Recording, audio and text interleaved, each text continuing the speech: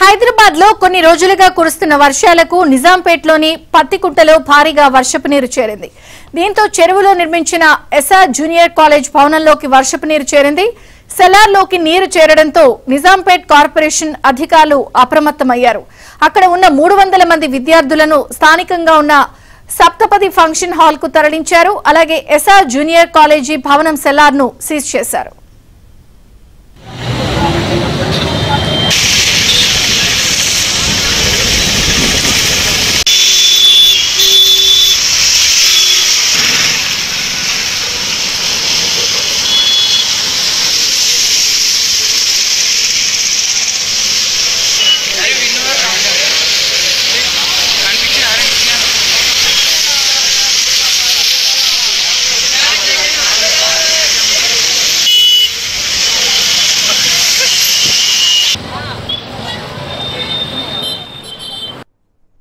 Nizampet corporation బాజ్పేల్లో ఏదైతే survey number 127లో Pattikunta చెరువు 10 ఎకరాల్లో విస్తరించింది.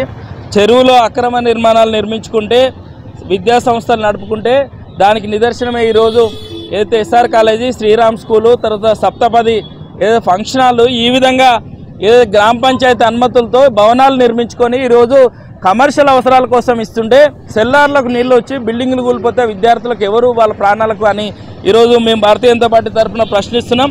ఈ పత్తికుంటకు సంబంధించి ఏదైతే ఈ FTL కోఆర్డినేట్స్ ఉన్నాయో R5, R6 పూర్తిగా కూడా ఏదైతే సప్తపది సగము, తర్వాత ఎస్ఆర్ కాలేజీ సంబంధించి ఈ బిల్డింగు 50% ఈరోజు FTLలోకి వస్తున్నది. ఏదైతే ప్రభుత్వ భూమి చెరువులోకి వస్తున్నట్టుగా MRO ఇచ్చిన నోటీసులు